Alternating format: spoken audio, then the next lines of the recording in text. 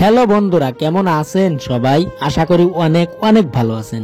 আজকের ভিডিওতে আমি আপনাদেরকে দেখাবো পল্লীগ্রাম টিভিতে অভিনয় করা প্রধান চরিত্রে যারা রয়েছে, যেমন শফিক, তুহিনা, রিয়াজ, এদের মাসিক ইনকাম কত, আসলে কার ইনকাম বেশি, কে বেশি টাকা পায় পল্লীগ্রাম টিভি ইউটিউব চ্যানেল থেকে, সেটাই আজকের ভিডিওতে আমি আপনাদেরকে দেখাবো।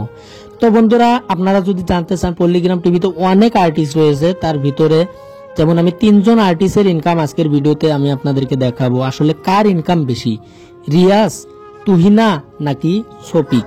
তো বন্ধুরা, সময় নষ্ট না করে শুরু করছি আজকের এই ভিডিও। বিশ্বের সব থেকে ছোট বালুর চরে জন্ম নন satellite Zaidul technical YouTube channel views না থাকা ভাইরাল 150 ফেসবুক পেজের পক্ষ থেকে আপনাদের সবাইকে আন্তরিক শুভেচ্ছা অভিনন্দন জানাচ্ছি। আমি জাইদুল ইসলাম, আপনাদেরই ভাই।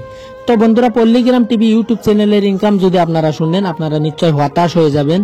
আসলে অনেক অনেক টাকা ইনকাম করে পল্লীগ্রাম টিভি ইউটিউব চ্যানেলে, সেটা আপনাদেরকে পরবর্তী ভিডিওতে আমি জানাবো।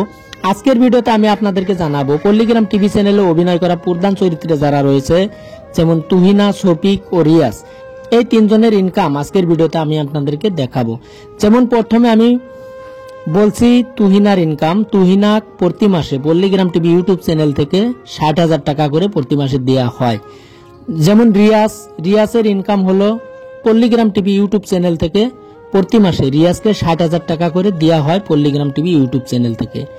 তারপর রয়েছে যেমন শফিক নাম্বার 1, যেটা নাকি পল্লীগ্রাম টিভি চ্যানেলে প্রধান চরিত্রে অভিনয় করে আপনার আমার জনপ্রিয় অভিনেতা শফিক ওরফে শফিকুল শেখ।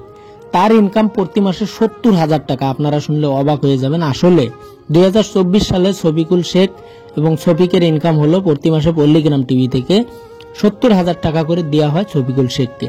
তো বন্ধুরা, এই তথ্যটা হয়তো সঠিক নাও হতে পারে, যেহেতু অনলাইন রিসার্চের মাধ্যমে এই ভিডিওটা বানানো হয়েছে। আপনাদের কাছে শফিকের ভিডিও কিরকম লাগে নিশ্চয় কমেন্ট করে জানাবেন। আরও পল্লীগ্রাম টিভিতে যতগুলো আর্টিস্ট রয়েছে তাদের ইনকাম জানতে চাইলে অবশ্যই আপনারা কমেন্ট করে জানাবেন। তো আজকের মতো বিদায় নিচ্ছি আমি জাইদুল ইসলাম। খুদা হাফেজ।